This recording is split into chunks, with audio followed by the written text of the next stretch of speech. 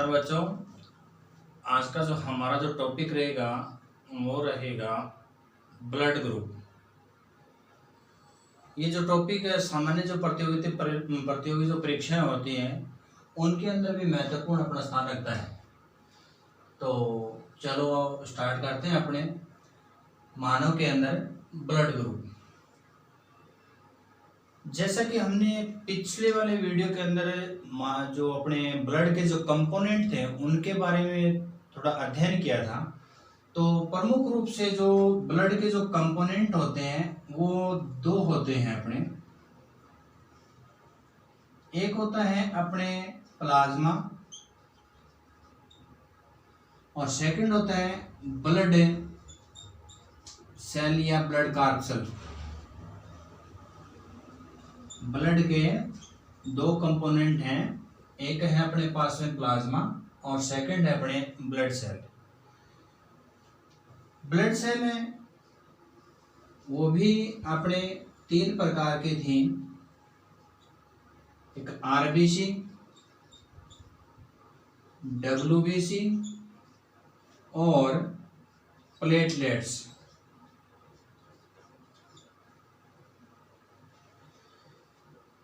अब जो अपना जो ब्लड ग्रुप है उससे संबंधित ये जो ब्लड सेल हैं आरबीसी,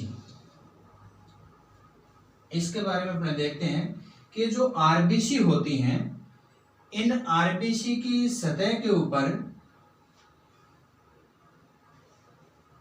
एंटीजन पाई जाती हैं।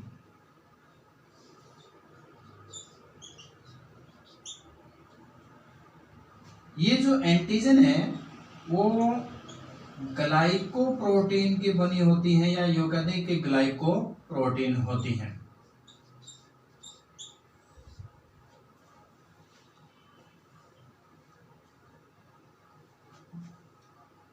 ब्लड सेल की जो आरबीसी है उसके ऊपर एंटीजन पाए जाते हैं और वो एंटीजन ग्लाइकोप्रोटीन होते हैं।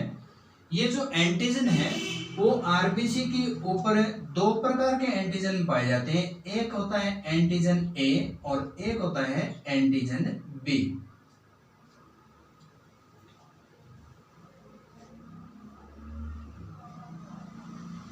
ये जो एंटीजन ए और बी हैं, इन एंटीजन के जो एंटीबॉडी हैं वो रुधिर के प्लाज्मा में पड़े रहते हैं।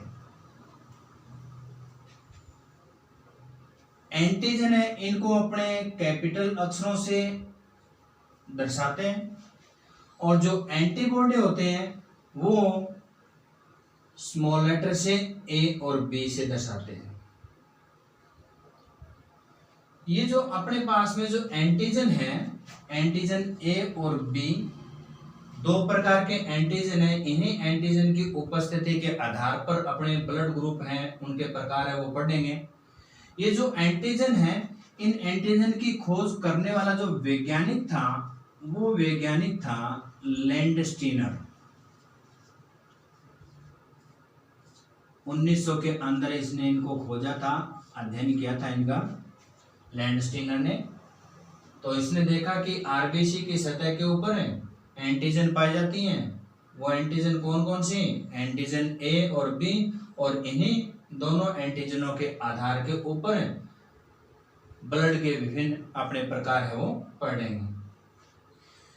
जो मनुष्य का जो अपने ब्लड है उस ब्लड के अंदर एंटीजन ए भी पाया जाता है, बी भी पाया जाता है। इसके अलावा एक अन्य भी अपने पढ़ेंगे, आरएच एंटीजन या आरएच फैक्टर के बारे में पढ़ेंगे,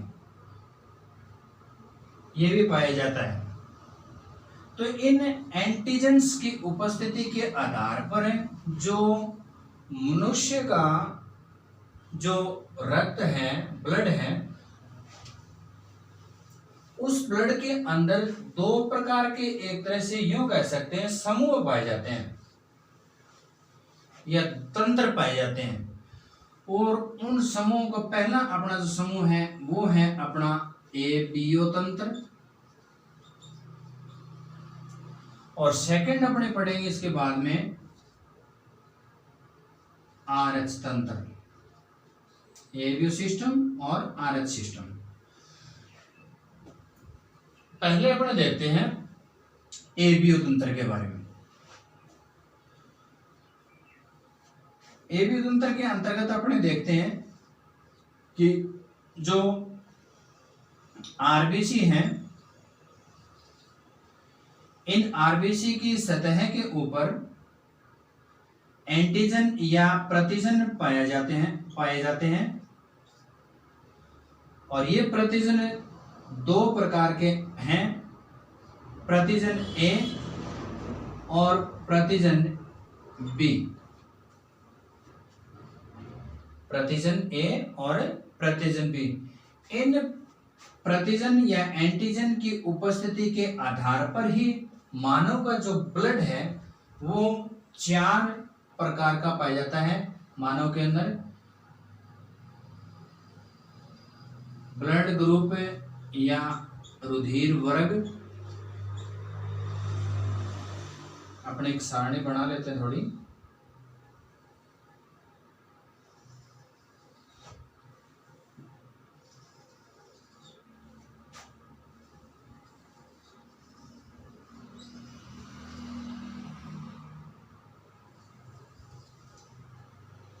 रुधिर वर्ग ए, रुधिर वर्ग बी, रुधिर वर्ग ए बी और रुधिर वर्ग ओ।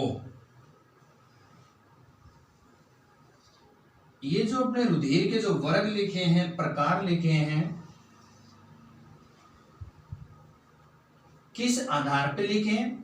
प्रतिजन की उपस्थिति के आधार पर, एंटीजन की उपस्थिति के आधार पर। जो रुधिर वर्ग ए है, इसकी जो आरबीसी है उसकी सतह पर एंटीजन ए पाया जाता है, उसके कारण इसको अपने रुधिर वर्ग ए। रुधिर वर्ग बी के ऊपर बी एंटीजन पाया जाता है, इसके कारण इसको रुधिर वर्ग बी। ए बी के ऊपर दोनों प्रकार की प्रतिजन है वो पाई जाती हैं, ए और बी, जिसके कारण इसको रुधिर वर्ग ए बी कहा गया है। और रुधिर वर्ग ओ के अंदर किसी प्रकार की कोई प्रतिजन है वो नहीं पाई जाती। इस ओ जो ग्रुप है इसको प्रारंभ में शून्य समूह है या शून्य वर्ग कहा गया था, जिसको बाद में इसको ओ नाम है वो दिया गया। प्रतिजन ए बी, ए बी और इनमें किसी प्रकार का नहीं। अभी अपने पढ़ा था कि जो रुधिर का जो प्लाज्मा है, उस रुधिर के प्लाज्मा के अंदर एंटीबॉडी पाई जाती हैं। तो जो रुधिर वर्ग अपना ए है, उसके अंदर जो अपने प्रतिरक्षी या एंटीबॉडी है वो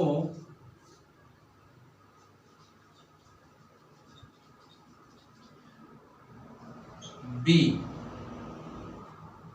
स्मॉल लेटर से बी के अंदर ए, रुधिर वर्ग ए बी में किसी प्रकार की कोई प्रतिरक्षी या एंटीबॉडी नहीं पाई जाती और रुधिर वर्ग ओ के अंदर एंटीजन एब्सेंट लेकिन एंटीबॉडी दोनों प्रेजेंट होती हैं। तो इसमें अपना थोड़ा सा ये ध्यान देना है कि ये जो एंटीजन है इनको अपने कैपिटल जो अक्षर है उनसे दर्शाया है और जो एंटीबॉडी है उनको स्मॉल लेटर से अपने दर्शाया है।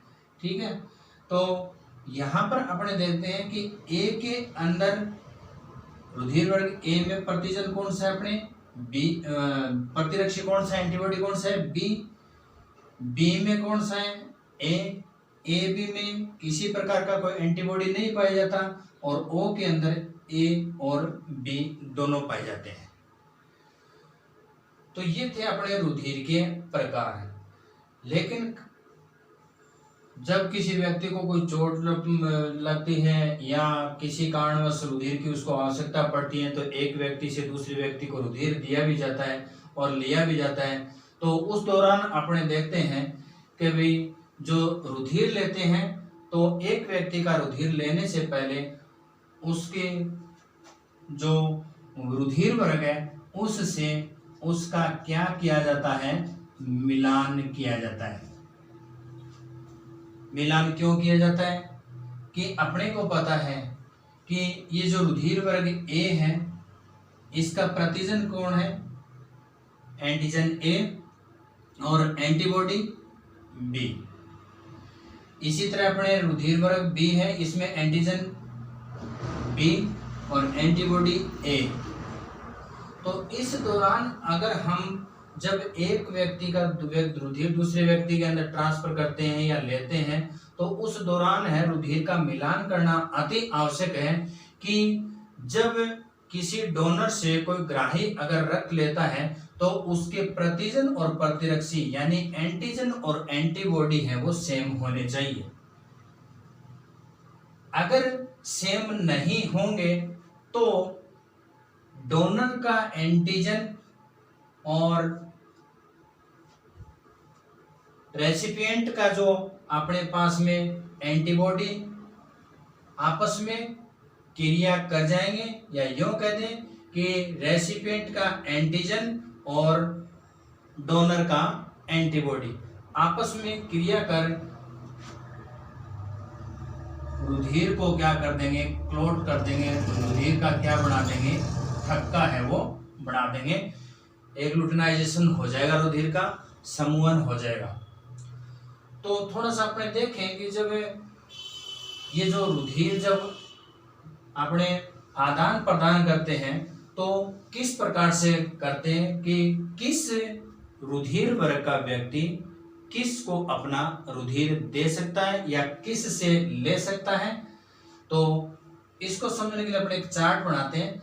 तो उससे थोड़ा सा पहले अपने थोड़ा समझने का थोड़ा ध्यान ये रखना है, याद न थोड़ा एक कि जैसे यहाँ पर अपने रुधिर वर्ग जो ए है उसके अंदर अपने पास है प्रतिजन ए, प्रतिरक्षी कौन सा है, बी। बी के अंदर अपने पास है प्रतिजन कौन सा है, बी। प्रतिरक्षी कौन सा है, ए। इसके अंदर ए बी के अंदर अपने प्रतिजन ए और बी दोनों है, लेकिन एंटीबॉडी नहीं है। और ओ के अंदर अपने देखते हैं कि प्रतिजन नहीं है लेकिन एंटीबॉडी अपने पास में दोनों है। तो अगर व्यक्ति का जो एक तरह से यूं कहें कि विपरीत गुण वाले, जैसे कि अपने ये कहें कि जैसे ए है ये प्रतिजन है, इसके विपरीत गुण वाला कौन है, स्मॉल लेटर बी है।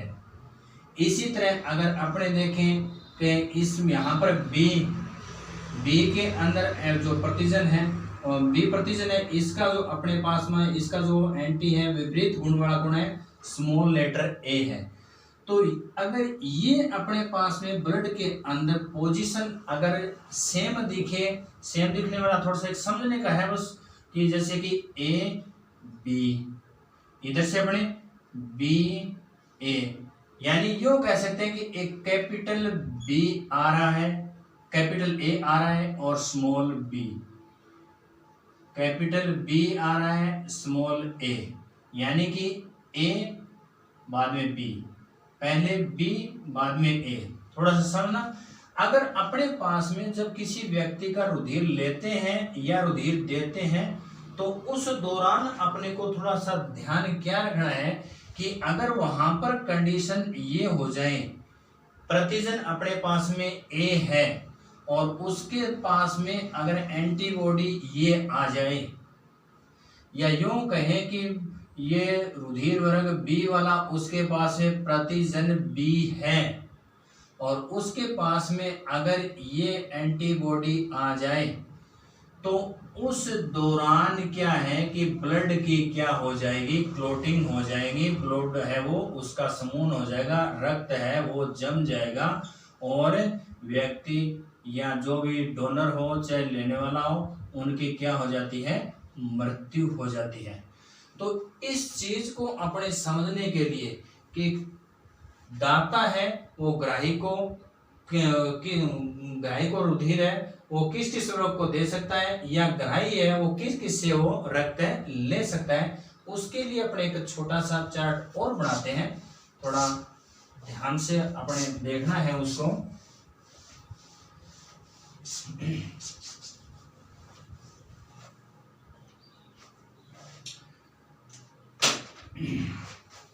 सीधी सिंपल सी है। देखो जैसे अपने ये देखो कि एक साइड में अपने कर लेते हैं कि चलो जी दाता है,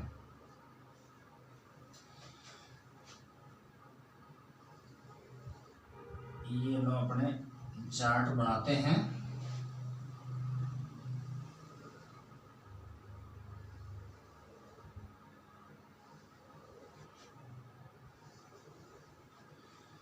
और इधर अपने देख लेते हैं कि ग्राही है।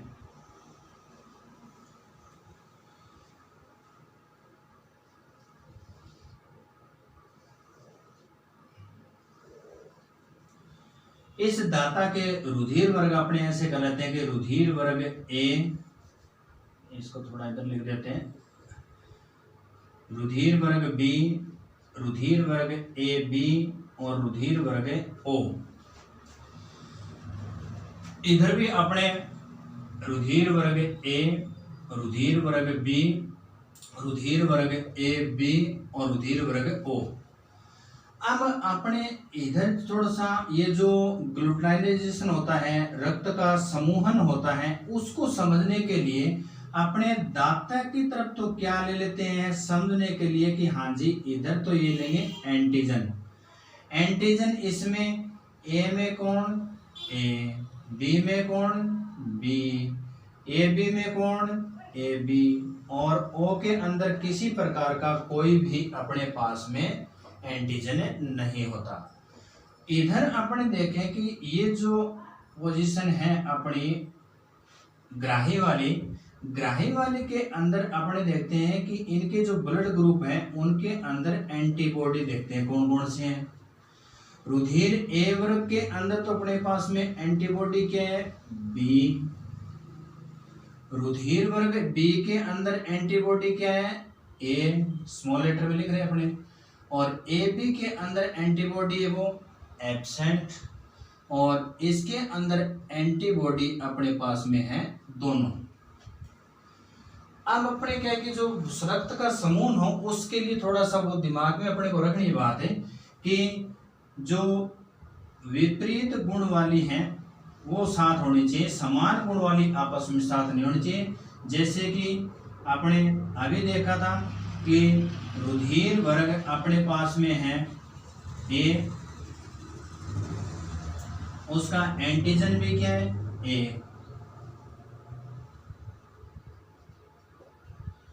और इसमें एंटीबॉडी स्मॉल बी, सॉरी, और रुधिर वर्ग बी के अंदर बी, ए बी के अंदर एंटीबॉडी एंटीजन ए बी और एंटीबॉडी एब्सेंट, ओ के अंदर एंटीजन एब्सेंट और एंटीबॉडी, ये दोनों पोजीशन ये होती है। अब अगर ए के साथ में ये पोजीशन है तो ठीक है, बी के साथ में ए की पोजीशन ठीक है, ये पोजीशन ठीक है, इस पोजीशन में हो तो रक्त का आदान प्रदान हो सकता है, किसी प्रकार का है वो नुकसान होने की वो संभावना वो कम होती है। अगर ये पोजीशन होगी एंटीजन ए के साथ, अगर एंटीबॉडी ये पोजीशन अपने पास में आ गई या बी के साथ में स्मॉल बी की पोजीशन आ गई तो अपने देखेंगे वहां पर रक्त का क्या हो जाता है, समूहन हो जाता है, गुच्छा बन जाता है, और वो व्यक्ति फिर जीवित नहीं रह पाता। कैसे, थोड़ा सा देखो कि ये है दाता का इधर अपने पास में ग्रुप, ये है ग्राही का इधर अपने ग्रुप है, ए है इधर का एंटीजन क्या है अपने पास में ए, इधर का एंटीबॉडी क्या है बी, मतलब अपने पास में पोजीशन ए और स्मॉल बी की है, सही है, कोई दिक्कत नहीं, रुधिर ले सकता है। ये ए है, बी को दे सकता है क्या, पोजीशन देखो, इधर एंटीजन ए, एंटीबॉडी अपने पास में, ये समान एंटीजन और एंटीबॉडी एक तरह से आ गए हैं, मतलब रुधिर नहीं दे सकता। ये है ए, इसको बी को नहीं दे सकता। ए बी को दे सकता है, ए के एंटीजन क्या है ए, और इधर किसी प्रकार का कोई एंटीबॉडी है ही नहीं, बिल्कुल दे सकता है। उधर एंटीजन क्या है ए, एंटीबॉडी ए भी है और बी भी है, तो सेम चीज आ गई, नहीं दे सकता। सेकंड वाले बी किसको दे सकता है, बी वाला देखो, एंटीजन इधर का अपने बी, इधर का एंटीबॉडी बी, समान पोजीशन, मतलब एग्लूटिनाइजेशन होगा, रक्त का समूहन होगा, रक्त का थक्का बनेगा, तो रुधिर नहीं ले सकता। क्या ये बी इस बी से ले सकता है, बी ए बिल्कुल ले सकता है। क्या ये बी इस ए बी को दे सकता है, तो बी है, किसी प्रकार का कोई एंटीबॉडी नहीं है, बिल्कुल दे सकता है। क्या ये बी ओ को दे सकता है, बी इधर एंटीबॉडी बी है, नहीं दे सकता। क्या ये ए बी इस ए को दे सकता है, एंटीजन ए बी और एंटीबॉडी अपने पास में एक तरह से देखेंगे तो बी आएगा, तो ये पोजीशन बढ़ेगी, मतलब नहीं दे सकता। इधर अपने देखेंगे ए बी एंटीजन, इधर ए आएगा, मतलब सेम पोजीशन हो रही है, नहीं दे सकता। इधर ए बी किसी प्रकार का कोई एंटीबॉडी नहीं है, दे सकता है। इधर ए बी एंटीजन, इधर का एंटीबॉडी दोनों ही है, नहीं दे सकता। ये ओ, इसमें किसी प्रकार का कोई एंटीजन नहीं है, तो एंटीजन ही नहीं है, तो ये सबको रुधिर दे सकता है। तो यहां देखो अपने पास में ये जो ओ वर्ग है, ओ वर्ग ए को दे सकता है, बी को दे सकता है, ए बी को दे सकता है, ओ को दे सकता है। इसी तरह अपन देखें कि ए बी वाला सिस्टम, ए बी है तो ए बी और ए से ले सकता है, बी से ले सकता है, ए बी से ले सकता है, ओ से ले सकता है। तो इससे क्या क्या अपने थोड़ा स्पष्ट हो जाता है कि जो ओ है ये अपना क्या है, सर्वदाता है, यूनिवर्सल डोनर आ गया अपना। और ये जो अपने पास में ए बी है वो क्या हो गया अपना, सर्वग्राही, सर्वग्राही यूनिवर्सल रेसिपिएंट।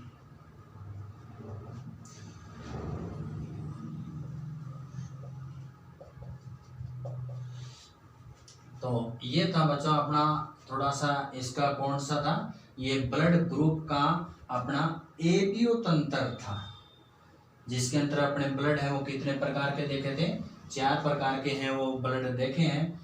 किसके आधार पर, एंटीजन की उपस्थिति के आधार पर। ये जो एंटीजन है ग्लाइकोप्रोटीन्स होते हैं, इन एंटीजन से संबंधित इनकी जो एंटीबॉडी है वो प्लाज्मा के अंदर वो पाई जाती है। और वैसे भी अपने जानते हैं कि जो एंटीजन है, इन एंटीजन का जो कार्य क्या है, एंटीजन का कार्य ये है कि शरीर के अंदर एंटीबॉडी निर्माण को प्रेरित करना।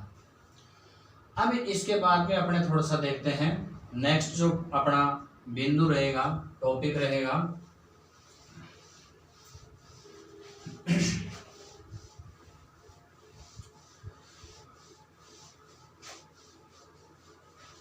अपने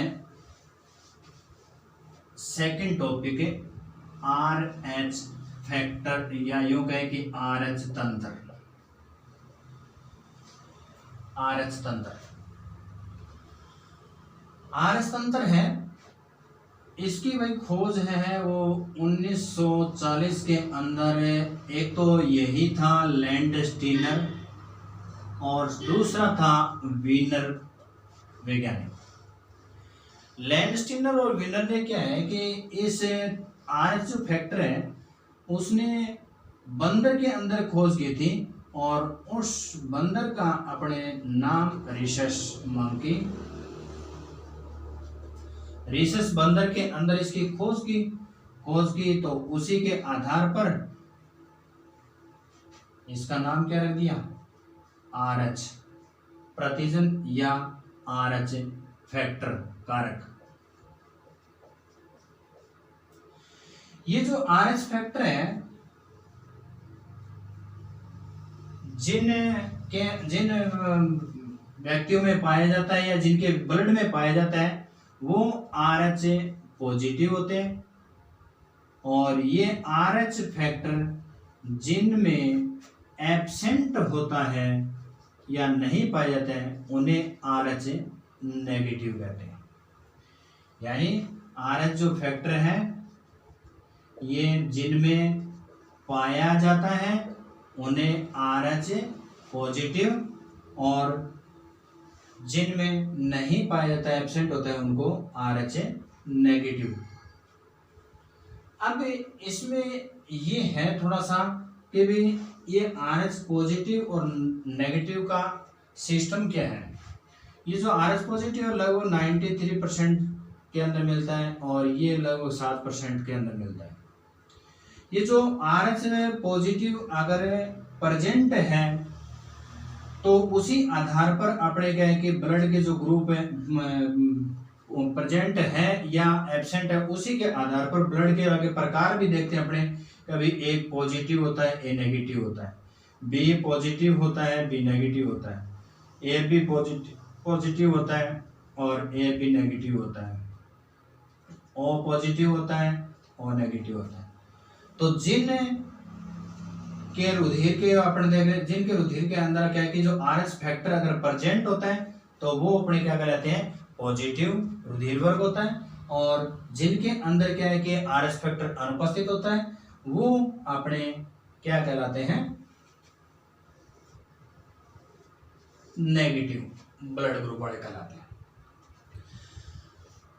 अब अपने इसमें देखते हैं कि ये जो RH जो फैक्टर है, ये जो RH फैक्टर या RH प्रतिजन जिसकी खोज रिसस बंदर के अंदर की थी, तो AB तंत्र के अंतर्गत क्या है कि हमने देखा था कि A प्रतिजन का एंटीबॉडी होता है, B का P होता है, लेकिन RH जो फैक्टर होता है उसका है ना, उसका किसी प्रकार का कोई अपने प्रतिरक्षी है वो नहीं पाया जाता, प्रतिरक्षी है वो नहीं पाया जाता है,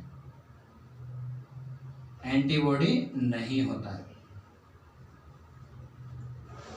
यहाँ पर जब अपने ये जो बात कर रहे हैं ना, ये जो ब्लड ग्रुप का ब्लड का आदान प्रदान करते हैं, तो उस दौरान क्या है कि हम ये जो ब्लड के जो एंटीजन और एंटीबॉडी है उनका टेस्ट करते हैं। साथ में क्या कि इस प्रतिजन RH फैक्टर है ना उसका भी क्या करते हैं, अपने टेस्ट करते हैं, और उसी के टेस्ट का मतलब एक तरह मिलान करते हैं कि भाई जो डोनर से लेना है वो ग्राही को सूट होगा कि नहीं होगा। तो वो चीजें जब रुधिर लेते हैं तो उस दौरान क्या है इनका मैच है वो किया जाता है। अब जो मैच से किया जाता है ना, तो उसके लिए अपने थोड़ा सा एक पर थोड़ा वापस तो जाऊंगा कि अपने कहा था जो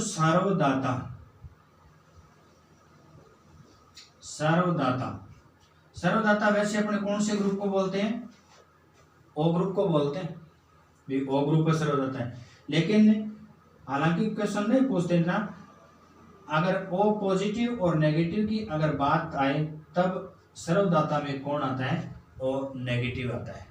कैसे आते हैं उसकी भी अपने चर्चा करेंगे आगे।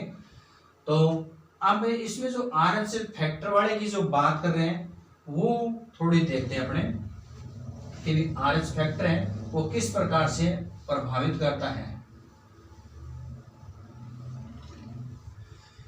किस प्रकार से, जैसे मान लो अपने कहते हैं कि जिनके अंदर RH फैक्टर प्रेजेंट वो RH पॉजिटिव होते हैं, और जिनके अंदर RH फैक्टर या प्रतिजन एब्सेंट तो उनको RH नेगेटिव कहते हैं। अब इसमें अपने क्या देखते हैं कि ये जो पोजीशन है अपने पास में कि भाई RH पॉजिटिव वाला जो व्यक्ति है वो RH पॉजिटिव को रुधिर दे सकता है। RH पॉजिटिव वाला RH नेगेटिव वाले को रुधिर नहीं दे सकता। देखते हैं अभी, RH नेगेटिव वाला RH नेगेटिव को रुधिर दे सकता है। RH नेगेटिव वाला RH पॉजिटिव को रुधिर दे सकता है। कैसे, थोड़ा बड़ा देखो। RH पॉजिटिव वाला है यानी इसके पास में प्रतिजन है, प्रतिजन वाले को दे सकता है, कोई दिक्कत नहीं। पॉजिटिव वाला नेगेटिव वाले को दे सकता है यानी इसके पास में है ही नहीं प्रतिजन और ये इसको दे रहा है, तो उस दौरान कुछ न कुछ गड़बड़ होगी, रक्त का आसमन होगा, रक्त का ग्लूटनाइजेशन होगा। वो अपने अभी देखते हैं। इसी तरह अपने देखें RH नेगेटिव, इसके पास में कोई इसके पास में प्रतिजन ही नहीं है, RH फैक्टर नहीं है, तो RH नेगेटिव को दे सकता है। और RH नेगेटिव वाला इसके पास कुछ है ही नहीं, इसमें कोई से प्रकार की कोई एंटीबॉडी नहीं है, तो ये भी इसको दे सकता है, कोई दिक्कत नहीं। यहाँ अपन अगर थोड़ा देखें ये जो पोजीशन है, ये जो RH जो पॉजिटिव वाला है, इसके लिए अपने एक छोटा सा उदाहरण एग्जांपल देखें कि जैसे आजकल तो शादी वगैरह जो करते हैं तो उस दौरान भी क्या है कि पहले क्या है कि RH जो फैक्टर होता है उसकी भी जांच करवाते हैं। वजह क्या है, वो यही है कि भाई अगर ये कंडीशन हो जाती है तो इस कंडीशन के अंदर क्या है कि उत्पन्न होने वाली जो पहली जो संतान होती है ना, वो तो क्या रहती है, सुरक्षित रहती है, लेकिन बाद वाली जो संतान है वो क्या होती है, अस्वस्थ या मतलब कि जीवन में वो सक्षम नहीं हो पाती है या मृत हो जाती है, वो कह सकते हैं। कैसे, थोड़ा सा देखें। जैसे अपने स्त्री और पुरुष की बात कर लें, इन दोनों की अगर शादी हो तो ये जो स्त्री है, इस स्त्री जो कि क्या है, RH नेगेटिव है। अभी अपने कहा था कि RH पॉजिटिव से RH नेगेटिव को अगर हम ब्लड दें या यूं कहें कि इससे अगर शादी हो तो उस दौरान इनसे उत्पन्न होने वाली जो संतान है वो मृत हो जाती है। एक प्रथम संतान है वो स्वस्थ रहती है, बाद की वो मृत हो जाती है। ये जो पुरुष है, इस पुरुष का बच्चा या इस बच्चा इस स्त्री के गर्भ के अंदर है, वो पल रहा है। हम देखते हैं कि ये जो पुरुष है RH पॉजिटिव था, स्त्री RH नेगेटिव थी। इस स्त्री के गर्भ के अंदर ये जब बच्चा पल रहा होता है या विकसित हो रहा होता है, तो बाद में क्या है कि जब पूर्ण विकसित होने के बाद में जब ये बच्चा जन्म लेता है, यानी कि प्रसव के समय बच्चा जन्म लेता है या प्रसव के समय, ये जो इस पुरुष के RH जो प्रतिजन इस बच्चे के अंदर पहुंचे हैं, वो क्या है कि प्रसव के समय माता के शरीर के अंदर है वो पहुंच जाते हैं। यानी कि माता है वो क्या हो जाती है, RH नेगेटिव से क्या हो जाती है, RH पॉजिटिव हो जाती है। अब RH नेगेटिव से जब पॉजिटिव हो जाती हैं तब क्या होता है कि इस माता के शरीर के अंदर इस RH जो प्रतिजन है इसके प्रति प्रतिरक्षी उत्पन्न हो जाते हैं। कौन से प्रतिरक्षी, RH प्रतिरक्षी उत्पन्न हो जाते हैं। आइसोइम्यूनाइजेशन बोलते हैं इसको। यानी कि इसमें प्रतिजन और प्रतिरक्षी दोनों ही क्या है, RH हैं या एक दूसरे के समान है, इस कारण से इसको बोलते हैं आइसो इम्यूनाइजेशन। अब अपने देखते हैं कि ये जो पुरुष है, इनके स्त्री की पुरुष स्त्री की शादी हुई है, स्त्री है उसके गर्भ के अंदर बच्चा पल रहा है। बच्चे ने क्या है कि जब जन्म लिया तो प्रसव के समय क्या होता है कि ये जो RH पॉजिटिव के जो बच्चे के अंदर लक्षण थे वो प्रसव के समय कहाँ प्रवेश कर जाते हैं, माता के शरीर के अंदर वो प्रवेश कर जाते हैं। और ये जो प्रतिजन प्रवेश करते हैं तो फिर प्रतिरक्षी बनते हैं और वो प्रतिरक्षी इतनी ज्यादा मात्रा में नहीं होते हैं कि वो जन्म लेने वाले प्रथम जो संतान है या बच्चा है उसको वो हानि नहीं पहुंचा पाता है।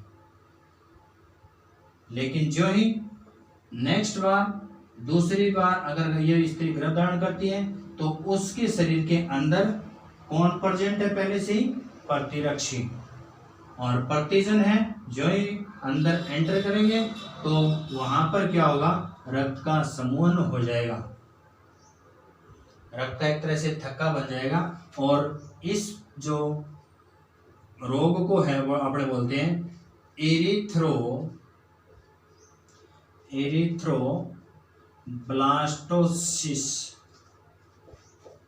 फिटेलिस।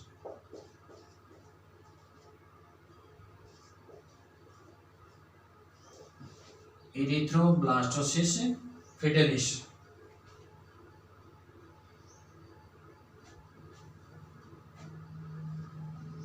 अब अगर दोबारा होने वाली संतान को अगर बचाना है तो क्या करते हैं भाई, उसके शरीर के अंदर क्या है, प्रतिरक्षी है, तो उसको अगर बचाना है तो उसके अंदर फिर अपने क्या है क्या भाई, प्रसव से पहले है ना लगभग 72 घंटे पहले anti-RH बॉडी इंट्रावेनस इंजेक्शन है वो दिया जाता है ताकि है वो संतान है वो स्वस्थ जन्म में ले सके। इसके अलावा एक दूसरा रास्ता ये भी है कि जो संतान जो जन्म भी लेती है तो वो समय से पूर्व जन्म लेती है, टाइम से पहले जन्म लेती है, उसमें रक्त की कमी होती है तो उसका पूरा का पूरा जो रक्त है अन्य स्वच्छ रक्त के द्वारा उसको अगर प्रतिस्थापित कर दें, चेंज कर दें तो उस संतान को वो बचाया जा सकता है। तो ये था बच्चों अपना RH तंत्र, जिसके अंतर्गत अपने क्या पढ़ा है कि लैंडस्टीनर और विनर ने इसको खोजा, किसमें खोजा, रिसर्च बंदर के अंदर खोजा, उसी के कारण इसको क्या है कि नाम दिया RH फैक्टर। और ये जो RH फैक्टर के अंदर जो प्रतिजन है वो RH प्रतिजन होता है, किसी प्रकार के इसमें कोई एंटीबॉडी नहीं पाई जाती है। जब हम क्या है कि रक्त का आदान प्रदान करते हैं या यूँ कहें कि अपने ये जो संतान वाली जो बात देखें, शादी वाली जो अभी बात की थी कि आजकल शादी करते हैं तो उस दौरान भी क्या है RH फैक्टर है वो भी जांच किया जाने लगा है। RH फैक्टर के द्वारा भी अपने देखा कि जो RH जो पॉजिटिव अगर RH नेगेटिव के अंदर कोई बच्चा गर्भ में पल रहा है तो भाई प्रथम बच्चा तो होगा स्वस्थ और बाकी के हैं वो एरिथ्रोब्लास्टोसिस पिटलिस रोग के कारण क्या है वहीं पर क्षतिग्रस्त हो जाएंगे, निष्क्रिय हो जाएंगे, मृत हो जाएंगे, कुछ भी हो। तो ये था बच्चों अपना आज का ब्लड ग्रुप, जिसके अंतर्गत क्या है कि हमने एबीओ तंत्र और आरएच फैक्टर दोनों के बारे में पढ़ा है और